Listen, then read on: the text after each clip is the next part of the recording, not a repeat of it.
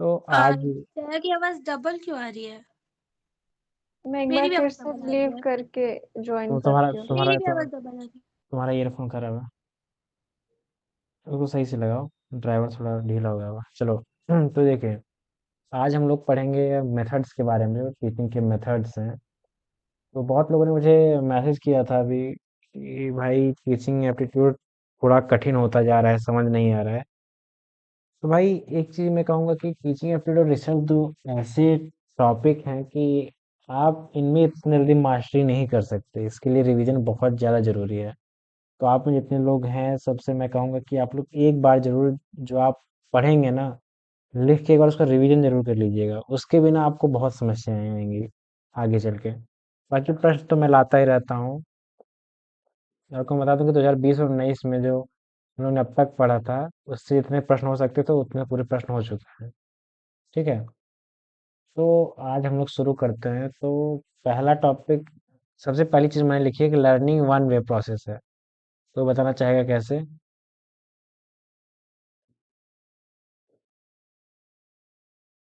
तो बताना चाहे? क्योंकि जो सीखते हैं हम लोग मतलब वो बस सीखते हैं लोग। जब भी कोई टीचर पढ़ाता है या फिर कुछ तो हमारा काम होता है सीखना, ना कि हम उसको फिर पढ़ाना शुरू कर देते हैं। बिल्कुल, बिल्कुल। यही इसकी विशेषता है कि जो लर्निंग है ना वो वन वे, इसलिए कि हम सीखने शुरू करते हैं। मान लीजिए हम कोई किताब पढ़ रहे हैं, ठीक है? तो जब हम कोई चीज़ सीखते हैं ना तो हम लेखक को समझाते नहीं, हम खुद उससे एक तरीके सीखते हैं। तो वन वे प्रोसेस है। उसमें टीचिंग नहीं आती है, ठीक है? टीचिंग तो फिर अलग में आप चले जाएँगे, सामने चले जाएँगे ना। लर्निंग जो है एक अलग, एक इसके बाद रखना कि कभी पूछे लर्निंग कैसा है तो याद रखना कि वन वे है ये। लर्निंग जो है वन वे है। ठीक? अब आज हम बात करेंगे कि मेथड्स ऑफ टीचिंग, मतलब क्या-क्या तरीके आज़माए जाते हैं, या क्या-क्या ऐसे रूप हैं शिक्षण के, उसको हम लोग मेथड्स कहते हैं, मेथड्स ऑफ टीचिंग। उसमें जो पहला 2 है ये आपके सिलेबस में और इम्पोर्टेंट है, बाकी जो नीचे के 2 हैं वो उतने खास नहीं है, ठीक है? पहला है टीचर सेंटर्ड, इस पे हम लोग बात कर चुके हैं। कोई माइक ऑन करके बताए टीचर सेंटर्ड मेथड क्या होता है टीचिंग का? टीचर सेंटर मेथड पेडागोजी में आता है और इसमें टीचर केंद्र में होता है और वही मतलब बच्चे की ग्रोथ के लिए, नहीं, बच्चे नहीं, की नहीं, लर्निंग के लिए नहीं, टीचर नहीं, नहीं, रिस्पॉन्सिबल नहीं, होता नहीं। है। अब पेडागोजी को मत याद करो, बस टीचर सेंटर्ड बताओ। टीचर सेंटर्ड मेथड क्या हो सकता है? मतलब कि इसमें जो होता है ना, जैसे क्लास में टीचर बोलेगा, बच्चा सुनेगा, बच्चा उससे वापस से हम्म। नहीं सवाल करेगा और टीचर जो रहेगा वही पूरी तरह उस पे निर्भर रहेगा बच्चा लर्निंग के लिए। अब चलो जितना दूसरा। टीचर बताएगा उतना ही वो पढ़ेगा। हाँ चलो, अब तुम्हारा हो गया ना। अब कोई दूसरा बताए कि लर्नर सेंट्रल सेंटर्ड मेथड क्या हो सकता है?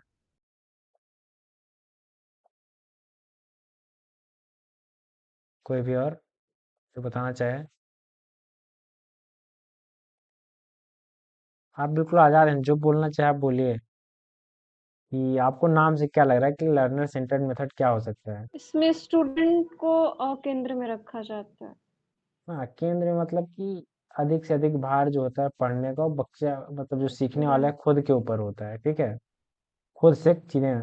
देखो, दो चीजें और है, content focused methods. Content focused method ये होता है जैसे कि मान लीजिए आपकी कक्षाओं में आपको जो पढ़ाना है केवल उस पे बात हो रही हो। दूसरा है कि इंटरेक्टिव या पार्टिसिपेटिव, आपको ऐसी कुछ चीजें करके दिखाई जा रही हैं, उससे हो रहा है, ठीक है? आप इन चारों का नाम लिख लीजिए। अभी इन चारों के प्रकार के जो है ना शिक्षण में, अभी आपको आगे उदाहरण मिलेंगे, आप समझ जाएंगे चारों क्या क्या चीजें हैं, ठीक है? आप बस नाम याद रखिएगा, आप लोग मत भूलना। टीचर सेंटर्ड मेथड हो गया, लर्नर सेंटर्ड मेथड हो गया, कंटेंट फोकस्ड। ये दोनों अगर नभी याद रहे तब भी चलेगा, नहीं याद रहेगा तो ये दोनों पक्का याद रखिए। दो होते हैं मेन, ठीक है? अब बात करेंगे टीचर सेंटर्ड मेथड, केवल दो मेन है इसका। एक है लेक्चर मेथड, एक है टीम टीचिंग, ठीक है? हम जो कम्युनिकेशन पढ़ रहे थे, जो लीनियर मॉडल था, जो ये रैखिक वाला था, उसमें बार बार एक ही उदाहरण देता था कि लेक्चर जब कोई टीचर देता है तो लेक्चर मेथड जो होता है वो वन वे कम्युनिकेशन है, इसलिए पैसिव रहता है। ये हम कम्युनिकेशन में बात कर चुके हैं, अगर आप लोग को याद होगी वो चीज़। जो लेक्चर मेथड है ना, इसमें क्या होता है, एक टीचर है, यहाँ ढेर सारे बच्चे बैठे हैं, उनको लेक्चर देता रहता है, ठीक है? उसने लेक्चर दिया ढेर सारा, लेक्चर खत्म हुआ, बस प्रसाद प्रसाद बटा, सब घर गए अपने, ठीक है? तो ये जो टीचर सेंटर्ड मेथड पहला है लेक्चर मेथड, इसमें बच्चे बिल्कुल एक्टिव नहीं है, याद रखना, बच्चे केवल सुन रहे हैं, ठीक है? जैसे कि आज खासकर अपनी एमए की कक्षाओं में होता है, जो लेक्चर हम लोग अटेंड करते हैं। दूसरा टीम टीचिंग। कोई टीम टीचिंग के बारे में जानता है इसमें से, जो बताना चाहे टीम टीचिंग क्या होता है?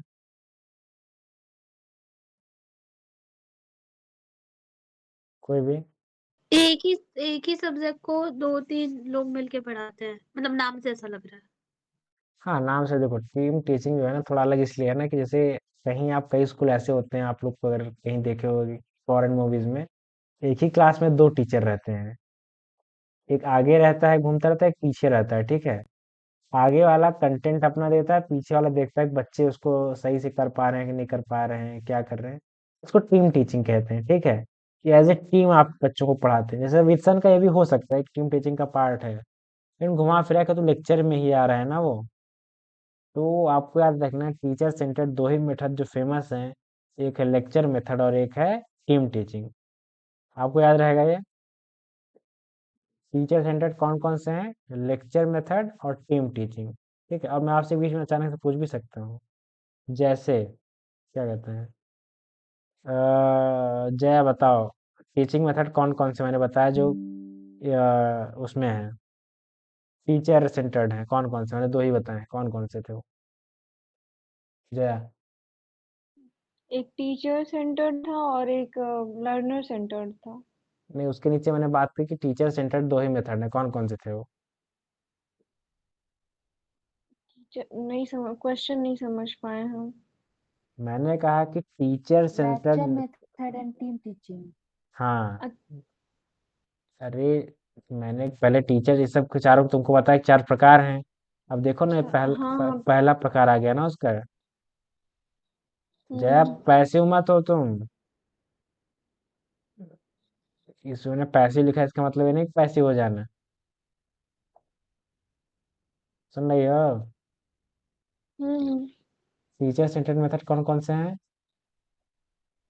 लेक्चर मेथड और टीम टीचिंग। मैं ना टीम टीचिंग के लिए मतलब वो एग्जाम्पल में सोच रही थी कि और क्या हो सकता है, जैसे तो बुद्धि जैसे अभी। एक ही क्लास में है और ऑडियो विजुअल के मेथड से पढ़ाना हो, तो हो सकता है उस क्लास में एक टीचर ऐसा हो जो वो कंप्यूटर प्रोजेक्टर को हैंडल करता, एक जो हो उसको हाँ तो। जैसे बोर्ड को डिस्क्राइब करना, मतलब ये हाँ, सब चीजें मेरे दिमाग में चल रही सुनो थी पहले। एग्जाम्पल में। अब आप लोग सुनो, जो लोग अच्छा, अभी एक यहाँ। क्वेश्चन पूछे।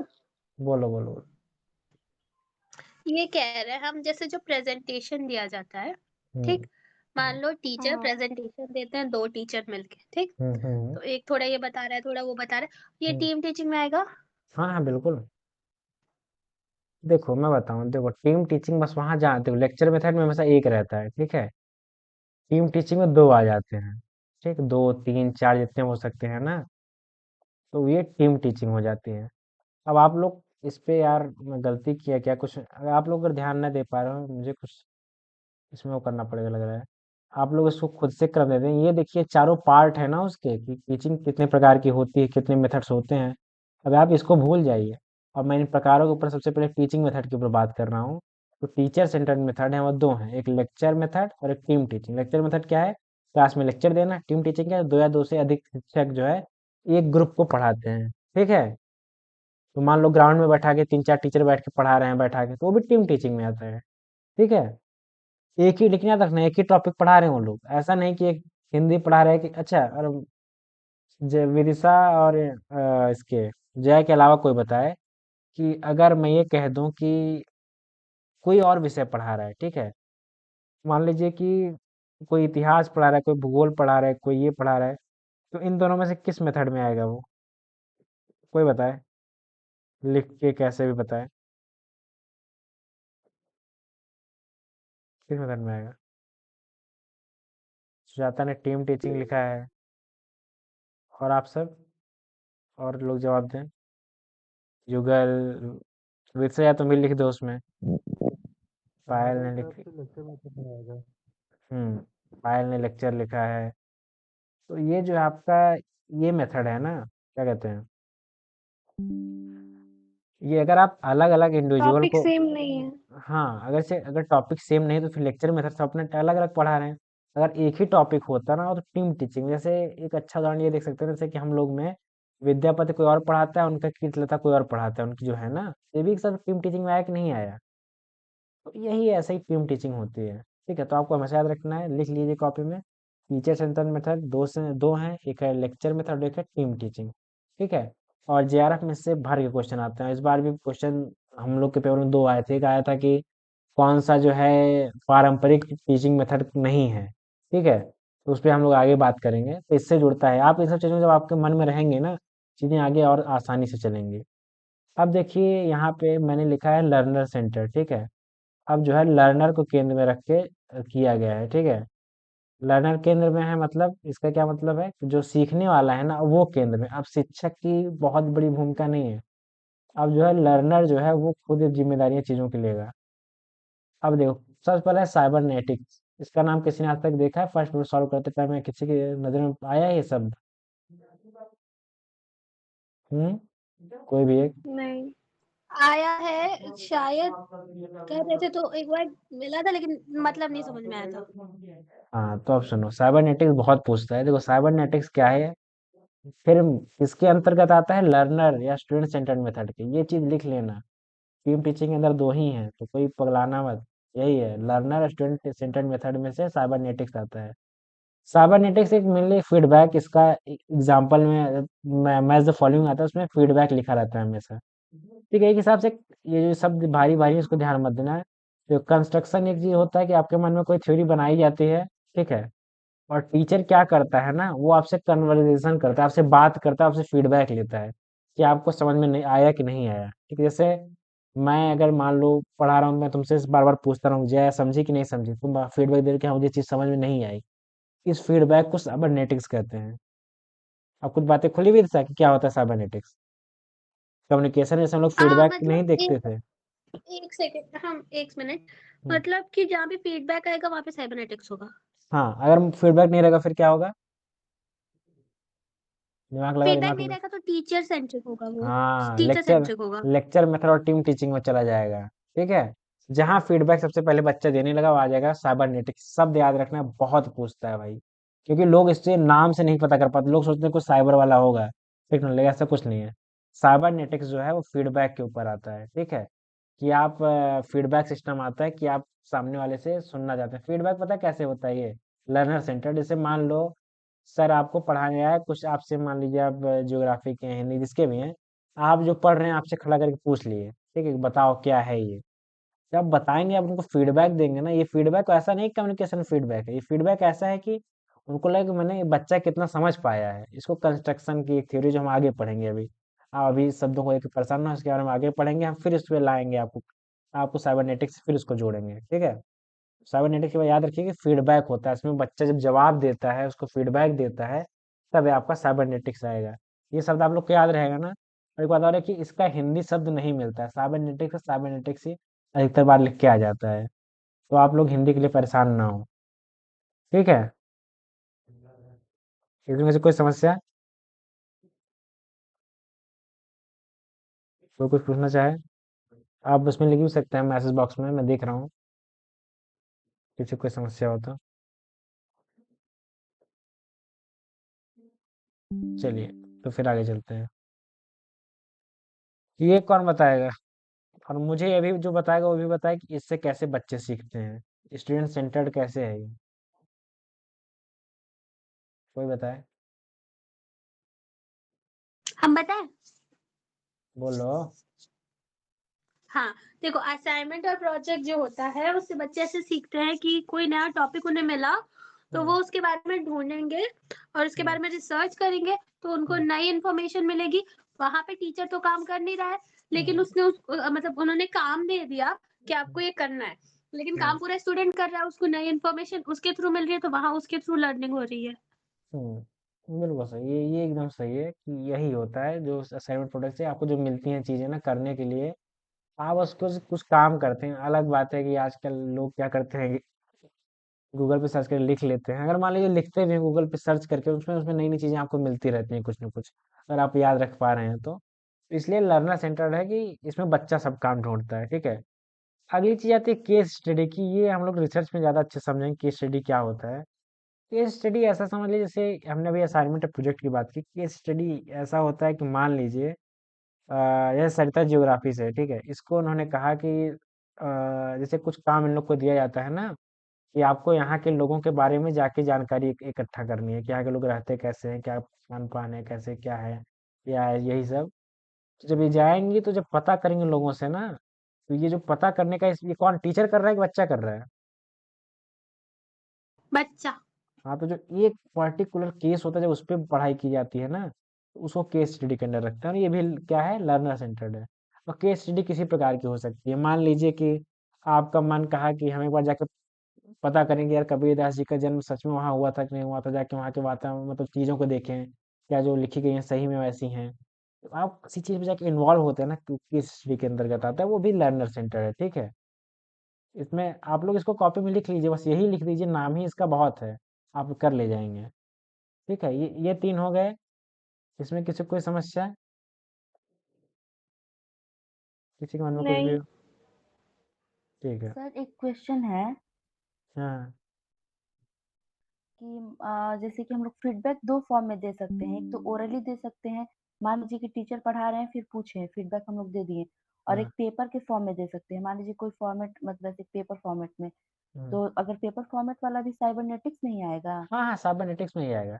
पर पता है पेपर फॉर्म में साइबरनेटिक्स ज़्यादा इसमें आएगा, तुम्हारा असाइनमेंट एंड प्रोजेक्ट्स में आ जाएगा, उससे ज़्यादा। क्योंकि अगर तुम्हें सर को तुम्हें कुछ बताना हो, ठीक है, तुम लिख के जब दे रही हो, तब तो तुम्हारा आ गया साइबरनेटिक्स में, ठीक है। अगर तुमको असाइनमेंट करके दिया हो, क्योंकि टीचर अधिकतर असाइनमेंट या होमवर्क तुमको देते हैं ना, इसके बारे में लिख के आना आप लोग, ठीक है। जब आप लिख के आएंगे तो असाइनमेंट और प्रोजेक्ट्स में ही आएगा ना। मतलब एक बार सोचिए आप कि जैसे यस सर। सर भैया बोले सर तक तो क्या कहते हैं, यही है साइबरनेटिक्स, यही है ना कि आपको जो है कि अगर तुरंत फीडबैक देखो, जहाँ फीडबैक तुरंत है, जैसे कि आप एक बार कम्युनिकेशन का जो प्लेलिस्ट है 4-5 वीडियो बार देख लेना आप, तब और चीज़ें अच्छी समझ में आएंगी। उसमें क्या, अगर आपको सामने ओरली फीडबैक देना है तो साइबरनेटिक्स में है। अगर आपको होमवर्क मिला और लिख के देना है, तब वो आपका आएगा किसमें, आपका असाइनमेंट और प्रोजेक्ट्स में आ जाएगा। ठीक है, इन दोनों में आपको कोई समस्या नहीं है ना? नहीं, ठीक है। हम्म, कोई दिक्कत हो तुरंत पूछना, ठीक है। तो आप में से शिवम ने लिखा है कि ये आधुनिक विमर्श इसी में आएंगे, केस स्टडी में। हाँ बिल्कुल, इसमें ही आएंगे आपके आधुनिक विमर्श जितने भी होते हैं। तो अगला है हम लोग का थिंक पेयर शेयर, ठीक है। और आगे कई चीज़ें ना जो एक दूसरे से इतना ज़्यादा मिलती हैं ना कि आप इनको अलग नहीं कर पाएंगे। तो अलग करिएगा मत, क्योंकि आप उसको साथ में समझिए, ठीक है। पहला है थिंक पेयर शेयर, जो है ना, ये शब्द याद रखना। अगर आपको थोड़ा अंग्रेजी में थोड़ी समझ हो तो आप इसको ऐसे लिख सकते हैं कि थिंक पेयर शेयर एक ऐसी मतलब चीज़ है ना, एक साथ जो है आपका जो कोऑपरेटिव लर्निंग नहीं है, एक साथ वो सीखने वाली, इसी का एक प्रकार है सहभागिता वाला। और इसमें क्या होता है ना, आपको एक क्वेश्चन दिया जाता है, एक सवाल आपको दिया जाता है, ठीक है। आपको एक सवाल दे दिया गया, जैसे मान लीजिए कि आपको एक सवाल दिया गया कि किसी के रहस्यवाद पे बात करनी हो, या मान लीजिए कि कोई भूस्खलन हो रहा है, कहीं ग्लेशियर पिघल रहा है, एक सवाल आपको दे दिया गया। उसमें आपका एक अच्छा खासा ग्रुप होता है, वो उस पे बात करता है, ठीक है। इसको ग्रुप लर्निंग में भी आता है ये, सुनिए। उसमें पता है क्या होता है, इसमें क्वेश्चन एक एक रहता है केवल, उसी क्वेश्चन को सब मिल के सॉल्व करते हैं, ठीक है। उससे जो आता है वो थिंक पेयर शेयर में आता है। मतलब आप क्या करेंगे, सबसे पहले सोचेंगे उसके बारे में, फिर उसको अपने आसपास चीजों से जोड़ेंगे कि सामने वाला किस कैसा कह रहा है, मैं कैसे कह रहा हूँ, फिर एक दूसरे से शेयर करते हैं उसको। तो थिंक, सबसे पहले आप सोचेंगे चीजों को, पेयर मतलब एक जोड़ी बनी रहती है लोगों की, ठीक है। आपका ग्रुप है, आप उनसे शेयर करते हैं।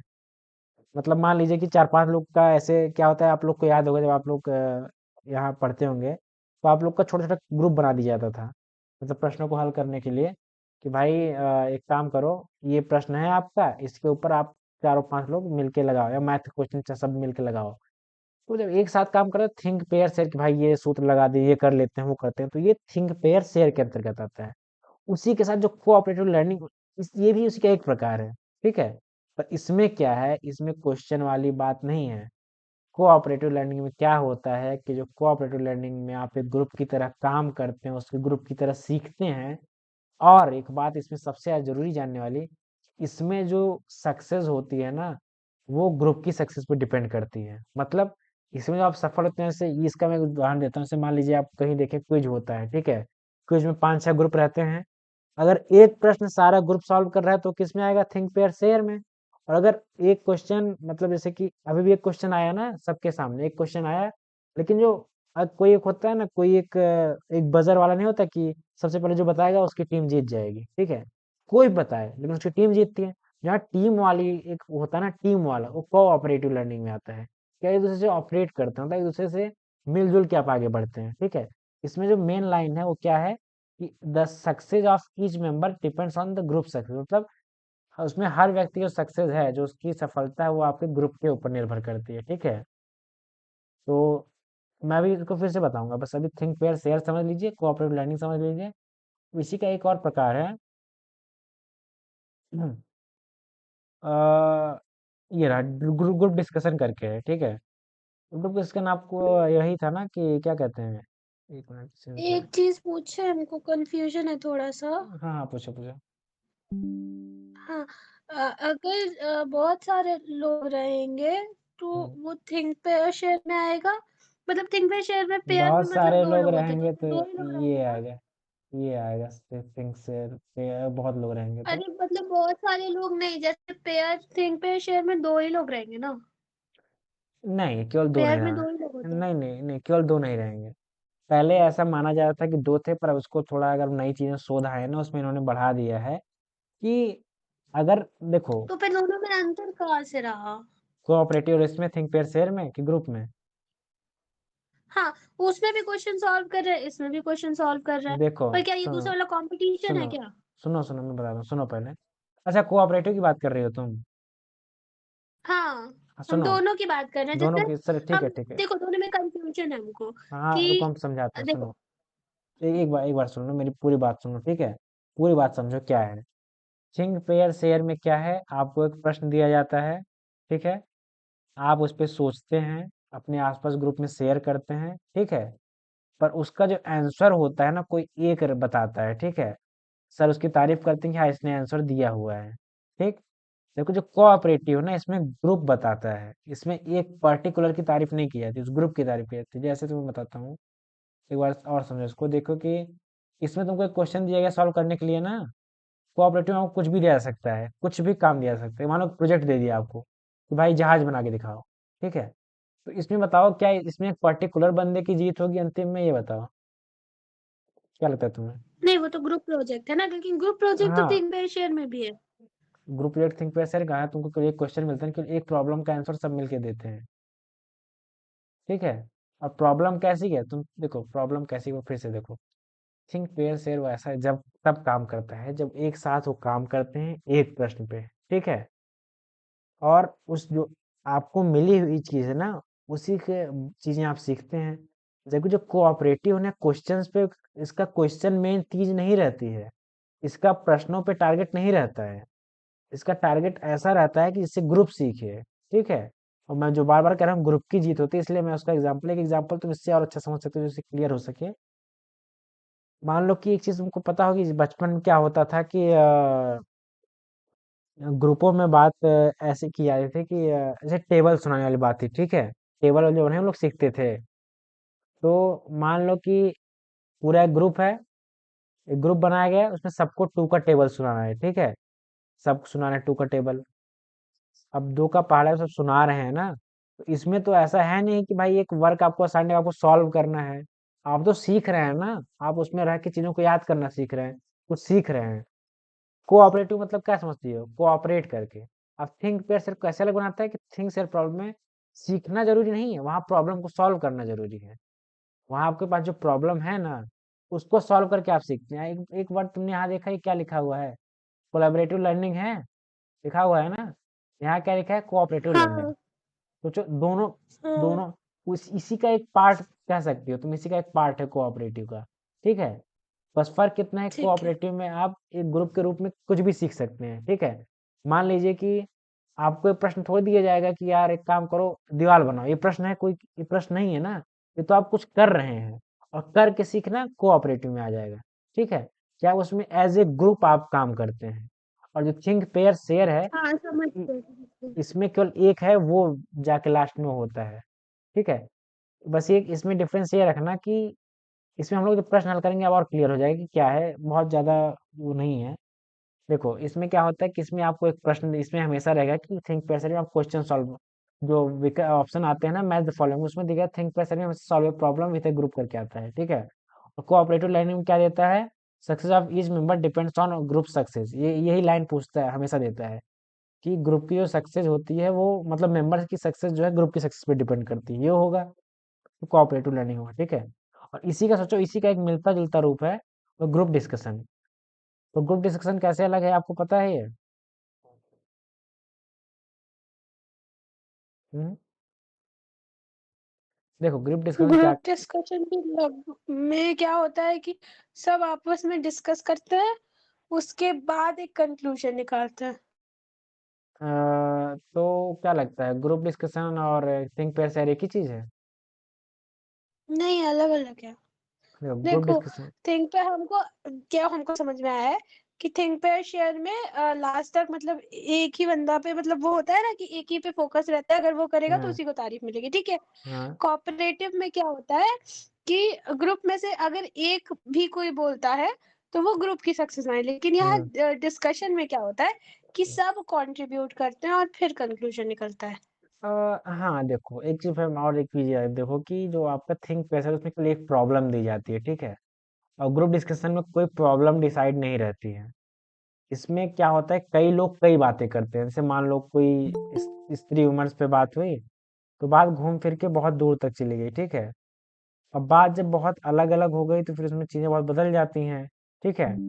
यार हाँ ये है, देश में ये भी दिक्कत आ रही है वो भी दिक्कत, तो जहाँ बातें क्वेश्चन एक लिमिट ना हो तो ग्रुप डिस्कशन में आता है, ठीक है। लेकिन यहाँ उससे ग्रुप डिस्कशन से क्या बढ़ता है, लोगों का थिंकिंग सोचने की क्षमता बढ़ती है, सवाल हल करने की क्षमता बढ़ती है, और कम्युनिकेशन संप्रेषण बात करने की क्षमता बढ़ती है, ठीक है। ये तीनों चीजें पता है एक सी हैं, और इसलिए जल्दी ये तीनों चीजें एक साथ नहीं दी जाती हैं, वरना बच्चे जो हैं आत्महत्या कर लेंगे, ठीक है। क्योंकि तीनों लगभग लगभग समान सी हैं, बस एक फर्क क्या है, इसमें एक प्रॉब्लम दी जाती है, इसमें साथ में सीखना होता है। और अगर याद रखना, अगर ग्रुप डिस्कशन है ना जल्दी कोऑपरेटिव लर्निंग विकल्प में नहीं देता, जल्दी नहीं देता है। और आपको दे दिया जाए तो याद रखना कोऑपरेटिव लर्निंग में हमेशा एक ग्रुप जीतता है, ठीक है। ये याद रहेगी ना। हाँ। तो इसके अलावा देखिए और जो मेथड्स हैं उसमें अगर हम बात करें, ह्यूरिस्टिक मेथड एक है, ठीक है। अब ये मेथड जो है ना क्या कहते हैं, इस मेथड में क्या होता है कि एक उसी प्रकार का है ना कि इसमें ग्रुप नहीं बनाया जाता, ठीक है। इसमें छात्र होता है इंडिपेंडेंट होता है, खोज करता है। ह्यूरिस्टिक मतलब ये होता है कि मान लो टीचर ने आपसे कह दिया कि आप इस कवि के बारे में लिखिए, ठीक है। तो टीचर कोई गाइडेंस या ये सब नहीं देता है, वो आपके बगल में खड़ा रहेगा, आपको देखता रहेगा कि बच्चे उस पर कैसे काम कर रहे हैं, ठीक है, कैसे कैसे चीजों को सुधार रहे हैं, ठीक। तो इसमें क्या होता है आप बताओ, इसमें क्या मतलब आपके जो करने की लिखने की क्षमता, जो चीज़ों को समझने का तरीका बढ़ता है, क्योंकि जब वही चीज़ बाद में टीचर बताएगा, जब लर्निंग उसमें जाएगा टीचिंग सेंटर्ड में जाएगा, तो वो आप जान जाएंगे आप कैसे क्या क्या लिख रहे हैं, आपकी कमियाँ क्या क्या हैं, ठीक है। इसका होता है कि टीचर आपको एक काम देगा और वो बगल खड़ा हो जाएगा, इसमें आपका ग्रुप, अगर ग्रुप बन के चर्चा एक प्रॉब्लम पे होती तब क्या होती, कोई बताए। ग्रुप बन के एक प्रॉब्लम पे चर्चा होती तब क्या हो जाता? Group discussion. एक ग्रुप प्रॉब्लम, डिस्कशन होता एक प्रॉब्लम है। तो फिर है, थिंक वो पे थिंक शेयर। पेयर और शेयर होगा। हाँ एक प्रॉब्लम है, इसमें एक ही प्रॉब्लम दी जाती है, पर इसमें बच्चा इंडिपेंडेंट, उसको कोई चीजें कोई बताता नहीं, वो इंडिपेंडेंट डिस्कवरर है भाई, ठीक है। इससे क्या होता है कि इंक्वायरी और इन्वेस्टिंग का चीज बढ़ती है। इंक्वायरी कैसे बढ़ती है, जब आप चीजों को नहीं पता कर पाएंगे तो आपके मन में कुछ जाएगा कि हम सर से कैसे पूछें, मतलब ये सवाल मन में आया ना कि सर से क्या पूछें हम। इससे क्या होता है आपकी जो पूछने की क्षमता ये बढ़ाई जाती है, ठीक है। और हमारे इंडिया में इसकी बहुत ज्यादा भयंकर कमी है। अब आप कहेंगे कैसे कमी है, हमारे यहाँ बताए लोगों इंक्वायरी नहीं होती ज़्यादा, ठीक है। आप देखिए हमारी कक्षाओं में अगर सर कोई प्रश्न पूछते हैं तो अधिकतर लोग चुपचाप बैठा रहना ज़्यादा पसंद करते हैं, ठीक है। इसका क्या मतलब, हमको बचपन से चीज़ सिखाई नहीं, क्योंकि हमको डराया जाता है ना कि कोई खड़ा वो पूछे तो वो डांटने लगे, आप ऐसा नहीं करना है आपको। कल को अगर आप शिक्षक बनते हैं, आप एक सवाल दीजिए जाते ही कक्षा में, जिसका आपने ना पढ़ाया हो, आप देखिए बच्चे कितना उसके बारे में जानते हैं, जब उनमें इतनी कमियां आएंगी ना तो आपसे सीखना चाहेंगे, तो उनके अंदर इंक्वायरी पूछने की क्षमता बढ़ती है, ठीक है। ह्यूरिस्टिक मेथड थोड़ा क्लियर है आपके मन में कि क्या होता है ह्यूरिस्टिक मेथड? इसमें क्या होता है, आपको एक समस्या दी जाती है, शिक्षक आपके बगल, मतलब शिक्षक करता सो जाता है, आप अपने मन से सॉल्व कीजिए। उसमें आप एक खोजी की तरह कार्य करते हैं, ठीक है। ये सही है। और या तो इसको आप एक हिसाब से जोड़ सकते हैं उससे भी। इसका एक तरीका आप कह सकते हैं कि असाइनमेंट प्रोजेक्ट, मान लो आपको असाइनमेंट दे दिया मैंने कि इसको घर से करके आना, तो आप बहुत चीज़ों को खोजेंगे ढेर सारी, ये भाई इस किताब से, इस किताब से, इस किताब से, फिर आपने करके एक किताब निकाली, उसको कल आपको लिख के आए, तभी आपका जो कमियां बच गई है आपकी कि हाँ ये कमी रह गई है, आप उन कमियों से पूछेंगे तो आपका योगा ह्यूरिस्टिक मेथड हो जाएगा। ठीक है। इसमें आप सीखना चाहते हैं और शिक्षक आपका जो है तटस्थ रहता है, वो आपको कुछ जानकारी नहीं देता उसके बारे में। ठीक है। इतना कुछ कुछ क्लियर है आपका? हाँ। चलिए, अब हम आगे देखते हैं कि अगला क्या है, डायरेक्ट लर्निंग, इनडायरेक्ट लर्निंग। कोई इसके बारे में जानता है? डायरेक्ट लर्निंग, इनडायरेक्ट लर्निंग बहुत छोटी चीज़ है तो, कोई मतलब अगर कभी पढ़ा हो टीचिंग एप्टीट्यूड जान गया हो क्या है ये चीज़।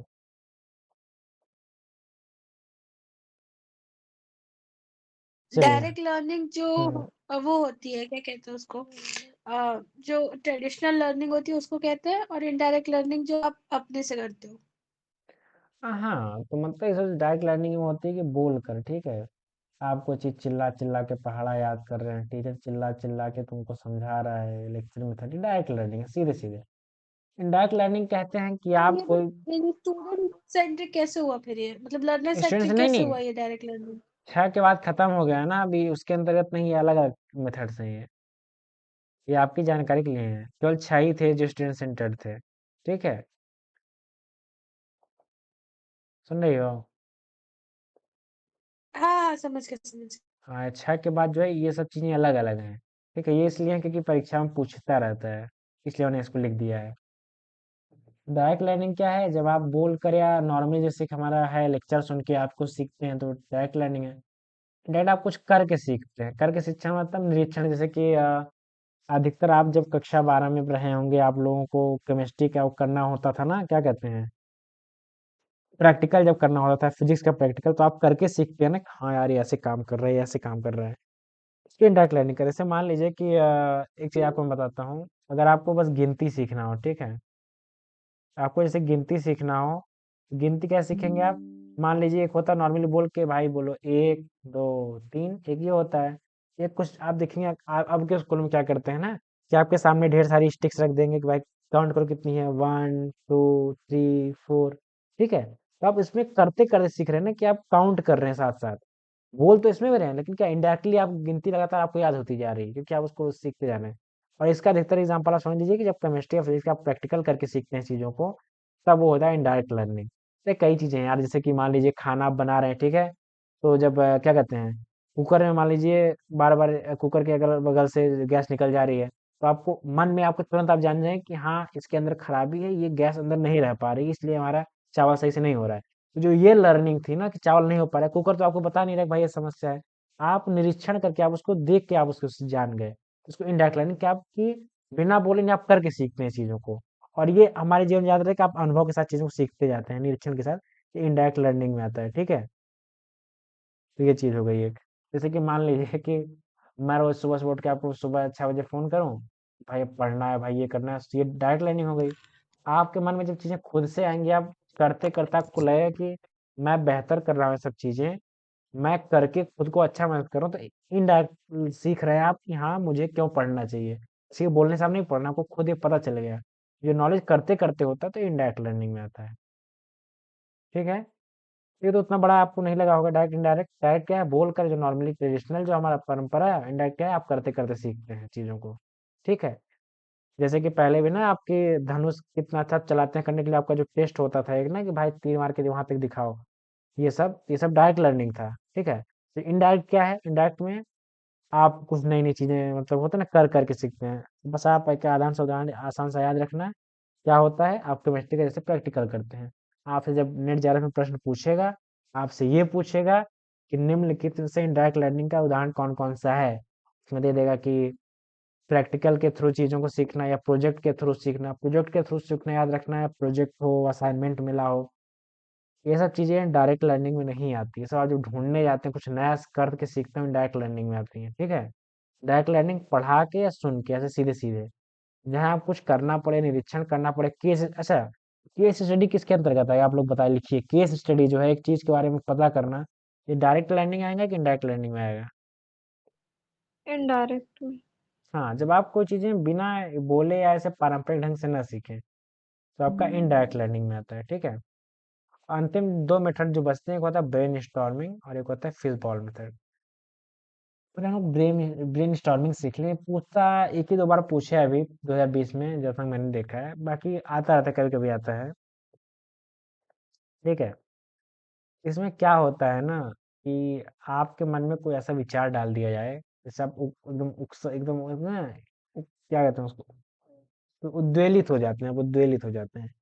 जैसे मान लिया मैंने कह दिया कि यार इस किताब में जो है ना, इसमें कबीर की बहुत बुराई लिखी है।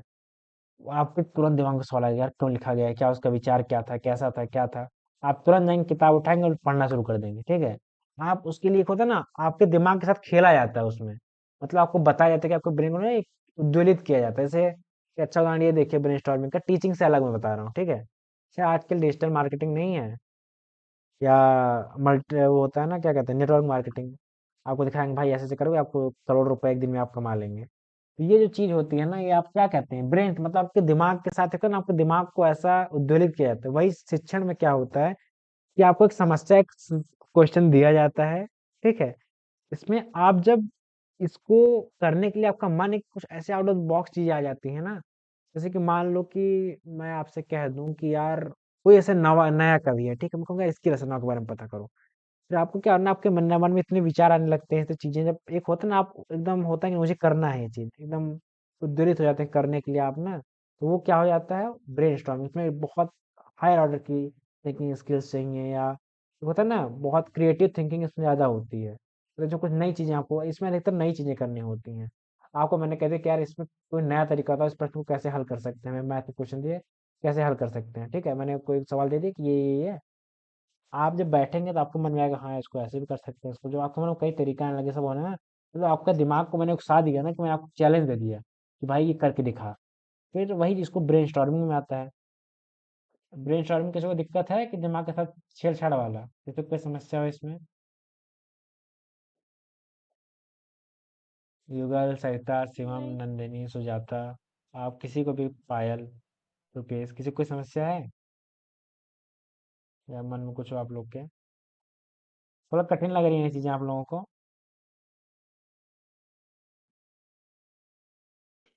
आ गया समझ में। हम्म। तो अब अगला और एक हिसाब से अंतिम कह सकते हैं आज के लिए, इतने ही मेथड पूछे जाते हैं आपसे, ठीक है? एक पूछता है फिश बॉल मेथड, ठीक है? अब जो है आपका फिश बॉल मेथड क्या है? फिश बॉल मेथड ये होता है कि क्या कहते हैं, एक medium to large group discussion होता है, ठीक है? ग्रुप डिस्कशन में बड़े आर में, तो आपको बताना ग्रुप बॉल कैसे काम करता है, ठीक है? फिश बॉल, ठीक है? बॉल मतलब क्या होता है, बताए कोई, बॉल मतलब क्या होता है? कटोरा। हाँ, फिश मतलब, मछली। हम्म, देखो बॉल मेथड कैसे काम करता है कि एक ग्रुप बनाया आप लोगों का, ऐसे धीरे धीरे ग्रुप बन गया, ठीक है? उनको टीचर एक क्वेश्चन देगा कि बेटा ये सॉल्व करो तुम, तो आप कहेंगे थिंक पेयर शेयर में, पर इसमें नई चीज पता है क्या है? ये जब प्रश्न आपस में सॉल्व करते हैं ना, तो इनके बाहर एक घेरा और रहता है, ठीक है? ये घेरा उन बच्चों का रहता है जिनका जो ग्रुप के बाहर है, वो इनसे सीखते हैं, इनसे बातें सुनते हैं, केवल सुन के सीखते हैं, ठीक है? तो ये एक हिसाब से बॉल की तरह, कटोरे की तरह संरचना हो जाती है ना, गोल सी। मतलब अंदर एक ग्रुप है जो एक प्रश्न पे बात कर रहा है, बाहर वाले उससे सीख रहे हैं, ठीक है? ये किस में आएगा, फिश बॉल मेथड है। मतलब जब कटोरा बन जाए, कटोरा कैसे बनेगा? अब एक बार फिर से मैं सबका अंतर बता देता हूँ आप लोग को, थोड़ा आप लोग का जो इसमें आप लोग कठिन मान के चल रहे हैं उसको थोड़ा सरल करता हूँ मैं। किताब में आपको मैं कहता हूँ आप कितना पढ़ लेंगे, किताब में आपको ऐसा नहीं मिलेगा, ठीक है? बार बार एक ही चीज, मतलब उसमें क्या है ना, एक परिभाषा दे दी जाती है, परिभाषा से काम चलेगा नहीं आपका, क्योंकि प्रश्न जो आते हैं परिभाषा में नहीं ऐसे पूछे जाते हैं, थोड़ा घुमा फिरा के। जैसे मैं बात करूँ, सबसे पहले मैंने टीचिंग किसकी बात की, सबसे पहला साइबरनेटिक्स की बात की, उसमें फीडबैक मिलता है, ठीक है? साइबरनेटिक्स के बाद हमने किसकी बात की, असाइनमेंट प्रोजेक्ट्स की बात की, ठीक है? और उसके बाद हमने बात किस पे की थी, उसके बाद हमने बात की थी, किस पे हमने बात की थी उसके बाद, केएसडीडी पे बात की थी। केएसडीडी के बाद हमने थिंक पेयर शेयर की बात की थी और कोऑपरेटिव लर्निंग पे बात की थी। तो जी अभी हमको पढ़ाते हुए याद है, आप लोग को पढ़ते समय तो चीज़ें क्रम से तो नहीं याद, पर कुछ-कुछ मोटी-मोटी याद रहनी चाहिए, ठीक है? थोड़ा दिमाग को चैतन्य रखिए अभी। तो थिंक पेयर शेयर क्या है? एक समस्या मिली, एक छोटा समूह जो है 5-6 लोगों का, उसमें बकैती कर रहा है, क्या ऐसी चीज़ है, ठीक है? एक सवाल पे।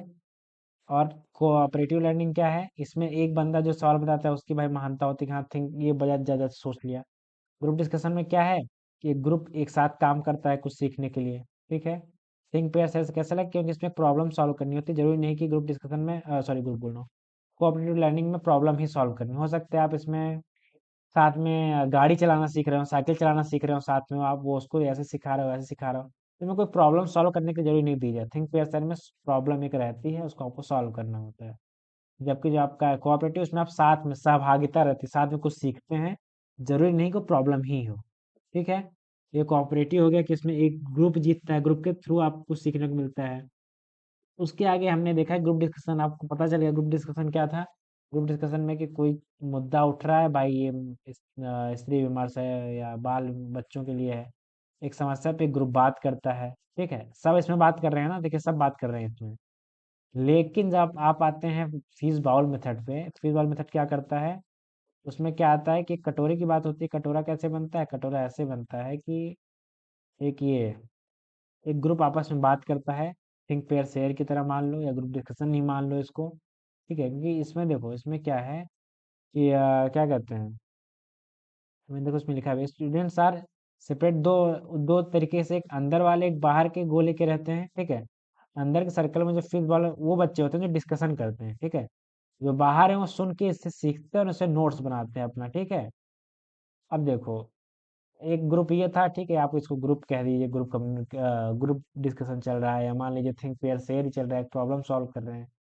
तो इसमें इसके बाहर एक घेरा और रहता है, जो बच्चे केवल सुनते हैं, उनसे सीख के नोट्स बनाते हैं, ठीक है? ये अभी तो हम लोग अपने यहाँ इतना कम है, पर बाहरी चीजें दिखेंगे, फिजिकल मेथड वहाँ ज्यादा काम करता है कि एक प्रश्न दिया गया, अंदर बात करें, बाहर पे नोट्स बना रहे हैं, उसमें उनको कमियां पता चल रही है कि हाँ क्या क्या और सुधार किया जा सकती है। तो ये फिश बॉल मेथड है, ठीक है? तो आज हमने देखो मोटा मोटा 13 मेथड आज हमने सीखा। कौन कौन सा? पहला तो हमने ये सब चीजें पढ़ी। अब देखो जो इंटरेक्टिव ये पार्टिसिपेट वाला था, ये आप कह सकते हैं कि जो आपका ये है ग्रुप, जितने ग्रुप वाले थे, थिंक पेयर शेयर हो गया, जितना आप करके सीखने वाला था, इनडायरेक्ट लर्निंग, वो सब इंटरेक्टिव या पार्टिसिपेटिव वाले में आता है। कंटेंट फोकस्ड क्या हो सकता है? कंटेंट फोकस्ड मान लीजिए कि असाइनमेंट प्रोजेक्ट। हाँ असाइनमेंट प्रोजेक्ट ये हो सकता है कि हाँ कंटेंट बेस पे ये कर सकते हैं, ठीक है? पर ये आपसे पूछेगा नहीं कभी, इसलिए मैंने इसको इग्नोर मार दिया। अब क्या दो सीख लीजिए, टीम टीचर सेंटर्ड क्या है? लेक्चर और टीम टीचिंग, ठीक है? स्टूडेंट वाला क्या है? साइबरनेटिक्स, जिसमें फीडबैक मिलता है। असाइनमेंट प्रोजेक्ट्स हो गया, केस स्टडी हो गया, थिंक पेयर शेयर हो गया, कोऑपरेटिव लर्निंग हो गया, ह्यूरिस्टिक मेथड, ठीक है? अपना स्टूडेंट सेंटर हो गया। अब डायरेक्ट लर्निंग क्या है? बोल कर आप जो सीखते हैं, ठीक है? इनडायरेक्ट क्या है? करते करते आप जो चीज़ें नई नई सीखते जाते हैं, ठीक है? इनडायरेक्ट लर्निंग हो गया। अब इस पे जब हम लोग प्रश्न करेंगे अगली बार, तो कुछ ज़्यादा हम लोग इस पे सीख पाएंगे, ठीक है? ग्रुप डिस्कशन क्या हो गया कि एक समूह में जब आप बैठ के बात करते हैं, ब्रेनस्टॉर्मिंग आपको ऐसे सवाल दे दिए जिससे आप उद्वेलित हो जाते हैं, उसको हल करने के लिए आपके मन में बहुत विचार आते हैं कोई नई चीज़ करने के लिए, ब्रेनस्टॉर्मिंग हो गई। ब्रेनस्टॉर्मिंग नहीं समझ पा रहे हैं तो समझिए, ब्रेनस्टॉर्मिंग ऐसे आपको ऐसा विषय दे दिया जाए, इसके लिए आपको बहुत सोचना पड़े चीज़ों को, बहुत थिंकिंग स्किल बहुत हाई। ऐसे मैं पूछ लूँ आपसे, कल आप मुझे जो है असाइनमेंट मैंने आपको दे दिया, ठीक है? इस हिसाब से यार प्रेम जो है, आप प्रेम के ऊपर निबंध लिख के आइए। अब प्रेम तो एक है ना ज्वलंत मुद्दा आपको मिल गया कि आपको बारे में, उसके बारे में चीजें पता है, आप उसको आपको लिखना है, तो आपके मन में एक उद्वेलन होता है, हाँ कैसे लिखें, क्या लिखें, आपके मन में बहुत विचार आते हैं, ब्रेन स्टॉर्मिंग में आएगा, ठीक है? अब ब्रेन स्टॉर्मिंग, अब उससे मत जुड़िए, असाइनमेंट है उससे। ब्रेन स्टॉर्मिंग अलग तरीका है, मतलब आपके मन को कैसे उद्वेलित कर देना है, बोल के कर दे रहे हैं, लिखवा रहे हैं, असाइनमेंट करवा रहे हैं, वो अलग चीज है। अब एक बस तरीका, क्या तरीका क्या होता है, लास्ट क्या है? फीस बॉल मेथड, क्या आप समझ ही गए? एक घेरे में प्रश्नों पे बात होती है, डिस्कशन, और बाहर एक घेरा और रहता है जो उन बातों को सुन के उससे सीखता है, ठीक है? तो आज जो है हम लोग को